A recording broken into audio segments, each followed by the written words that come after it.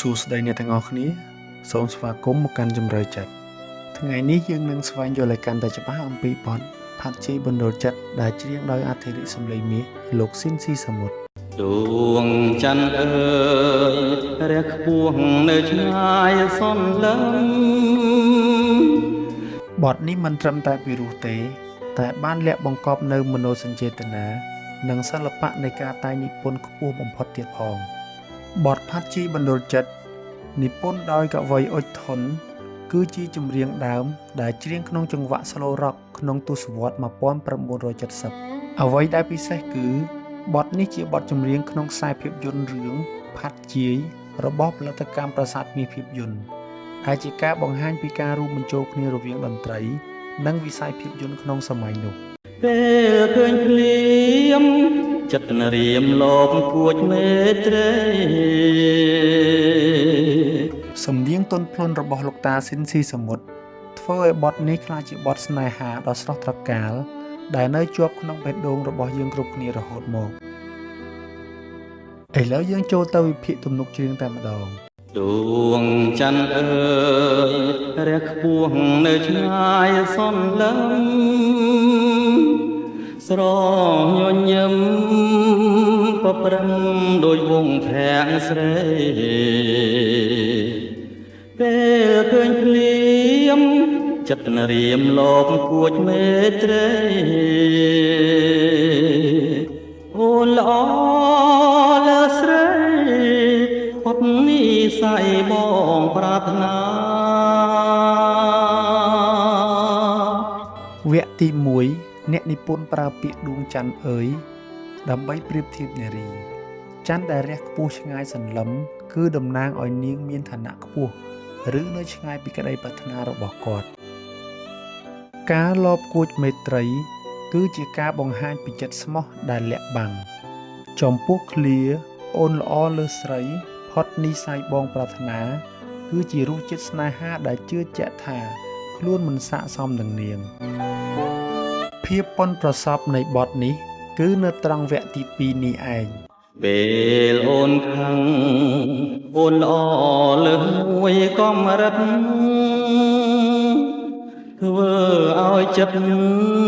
បងរិតតែគួចស្នេហាកែវភ្នែកអូនចាំងឆ្លងរស្មីភ្លឺថ្លានាំឲ្យចិន្តាបងរិតតែស្រឡាញ់ស្រី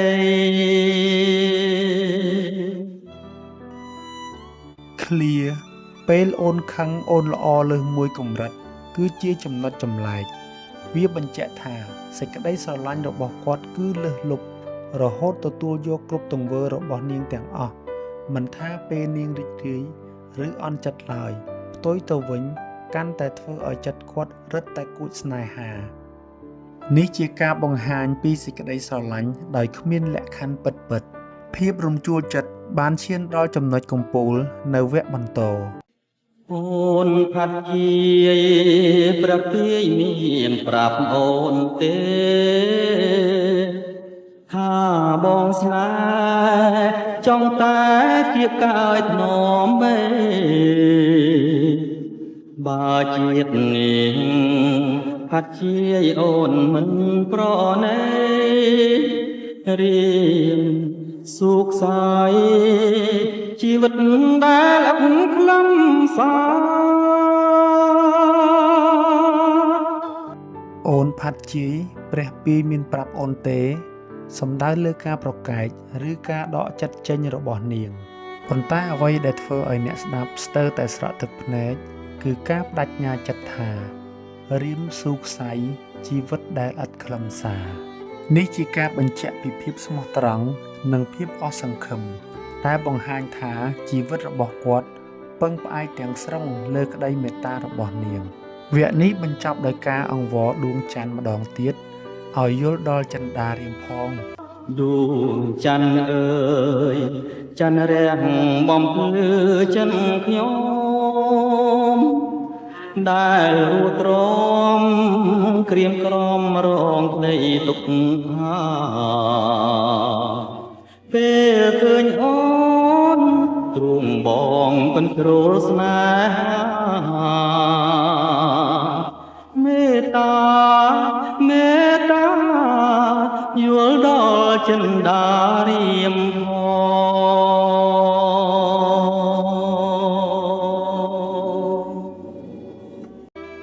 សរុបមកបទផាត់ជីបណ្ដុលចិត្តគឺលើសពីចម្រៀងស្នេហាទៅទៀតវាគឺជាកេរដំណែលនៃសិល្បៈការតែងនិពន្ធដ៏ពិសេសដែលភ្ជាប់រូបអារម្មណ៍ជាមួយនឹងអារម្មណ៍លួចស្នេហ៍និងការបដិញ្ញាចិត្តបទនេះបង្រៀនឲ្យយើងស្គាល់ពីតម្លៃនៃការស្រឡាញ់ពិតនិងកម្លាំងនៃមនោសញ្ចេតនាយ៉ាងជ្រាលជ្រៅ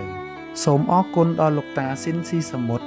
និងកវីអ៊ុចថុនដែលបានបន្សល់ទុកនូវមរតកដ៏អស្ចារ្យនេះបទនេះដែរគឺជាការសំណូមពររបស់ប្រិយមិត្តរបស់យើងឈ្មោះស្រស់មករាគាត់បានបញ្ជាក់ថាផ្ញើបទនេះជូនខ្លួនឯងជាពិសេសប្រហែលជាប្រិយមិត្តរបស់យើងលួចស្រឡាញ់អ្នកណាផងក៏មិនដឹងចុះចំពោះអ្នកទាំងអស់គ្នាវិញតើធ្លាប់លួចស្រឡាញ់នរណាម្នាក់ដល់ថ្នាក់ថាមានអារម្មណ៍ដូចបទនេះដែរឬទេតើអ្នកទាំងអស់គ្នាយល់ថាឃ្លាពេលអូនខឹងអូនល្អលើសមួយកម្រិតមានន័យយ៉ាងណាចំពោះទំនាក់ទំនងស្នេហារបស់អ្នកហើយតើមានបទចម្រៀងណាទៀតដែលអ្នកទាំងអស់គ្នាចង់ឲ្យយើងជួយវិភាគសូមចែករំលែកអារម្មណ៍របស់អ្នកនៅក្នុង comment ខាងក្រោមកុំភ្លេចចុច like និង subscribe ដើម្បីបន្តវិភាគចម្រៀងផ្សេងទៀតជាមួយយើងខ្ញុំសូមអរគុណសម្រាប់ការចំណាយពេលវេលាដ៏មានតម្លៃរបស់អ្នកទាំងអស់គ្នាក្នុងការទស្សនាវីដេអូនេះពីដើមរហូតដល់ចប់ខ្ញុំក៏សូមអភ័យទោសបើសិនជាមានកំហុសឆ្គងណាមួយដោយអចេតនាជួបគ្នានៅវីដេអូបន្ទាប់